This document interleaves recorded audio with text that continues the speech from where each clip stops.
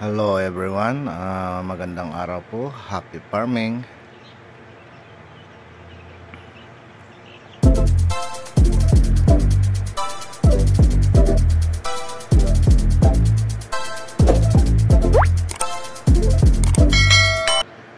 So magandang araw sa aking mga kababayan. Nandito po tayo ngayon nakabakasyon sa Pilipinas. At dito po nandito tayo sa ating farm guys. Dito po tayo busy ngayon. So dito lang po ay sa likod ng aking bahay, kung nasaan po yung aking mga baboy at mga kambing. So ayan po, kung nakikita nyo sa aking likod, mapapansin nyo may parang bahay doon. Yun po yung aking bodega. So sobrang init po guys dito sa Pilipinas. Ito ang isang pinakaayaw ko dahil sa tagal-tagal na rin po ng panahon ay siyempre hindi po tayo naaarawang ganito. So ito guys yung mga napier na patanim natin. Ito po ay pakain sa mga ating kambing. At itong mga mais naman po ay para sa ating mga baboy at mga alagang manok. So although may mga manok po tayo na Rhode Island Red, ay pure feeds naman po ang kanilang mga kinakain. So ganito guys yung mga iba kong activity dito sa Pilipinas kahit tayo po ay nasa ibang bansa.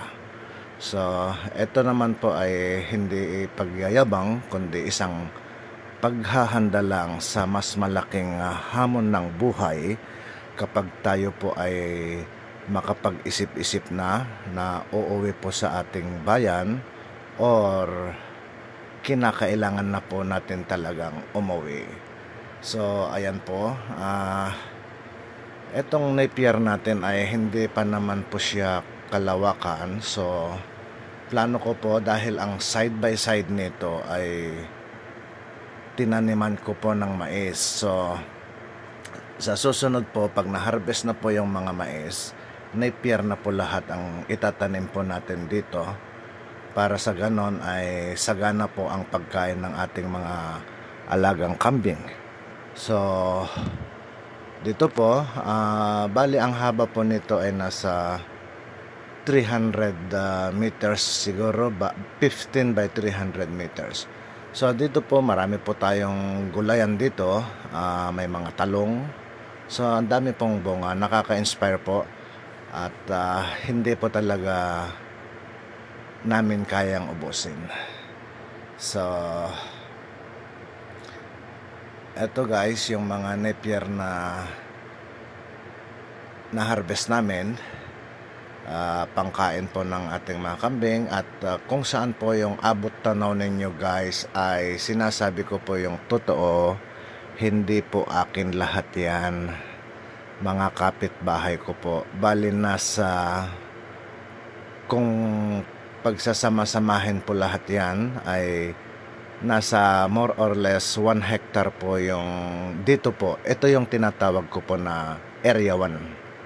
So ang area 1 ko po ay bali dalawang parte. Ito pupuntahan po natin.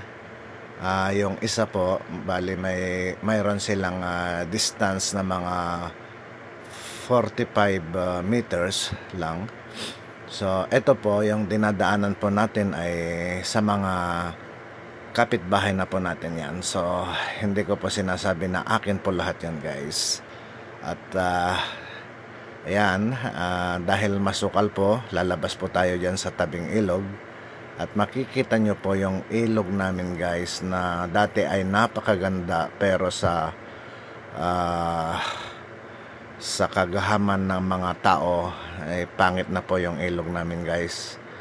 Parang ayaw ko na rin maligo. At doon po sa kabila po ay yung may semento doon, dati pong pag-aari ko yon, binenta ko na lang po dahil nahihirapan akong mag-ayos ng mga papeles. So eto lang po yung ano ko sa mga advice ko sa mga kagaya ko na gustong bumili ng mga lupa huwag po kayong bibili ng lupa na hindi po yung nagbebenta sa inyo ang nakapangalan sa title. So dito po yung karagdagan ng Area 1 natin. Dito po nag-harvest ng mga puting mais noon, yung mga panlaga po. Yan. Pero may kalabasa po ito. At eto. Ayan, bali 15 meters pong lapad nito na pahaba papuntang ilog. At ang haba po niya ay nasa around more or less 300 meters. So mahaba-haba din po. Nasa 3,500 square meter po yan. So dito po yung maisan natin at makati po talaga yung dahon ng mais. Kaya pag hindi ka sanay ng ganito, susuko ka.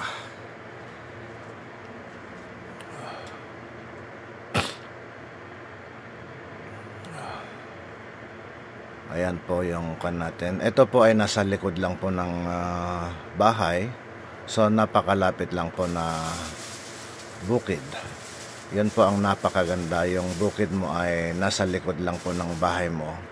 So hindi na tulad ng mga iba na gumagamit pa ng transportasyon para makapunta sa kanilang mga lupain. Tayo po ay bababa lang sa likod at nandyan na po yung lupa natin. So isa na rin po tayong maswerte sa mga lupa natin dahil yan po nasa likod lang po ng bahay natin. At ito pong klaseng lupa na ito ay yung mga first class po ito na tinatanan ng mga mais. At ito po yung mais ng mga kapitbahay natin guys, dinaanan po ng bagyo ito. So ganyan po, yan po ang masaklap pag may mga kalamidad po at tayo yung mga farmers, lalo na po kung inutang lamang ang ating mga kapital guys. So kawawa talaga ang mga farmers. At ayan, bali pabalik na po tayo doon sa bahay dahil sobrang init talaga. At eto po, mas malaki yung mga damo sa mga kalabasa na. So I hope na makakaani din po tayo dito para sa ipapakain natin sa ating mga upgraded na baboy guys, para makatipid tayo sa mga pakain nila. So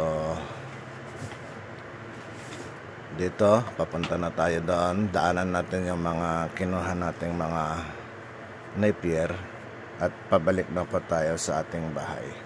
So ayan na po, ayan po yung bahay, yan lang paakyat. Yan ang mga kasama ko sa aking kambingan, sa baboy. At syempre may mga bayad po yan. So ayan na po yung aking baboyan at saka yung kiskisan ko nandyan na rin. Tapos yung pinakabahay na po namin. So thank you.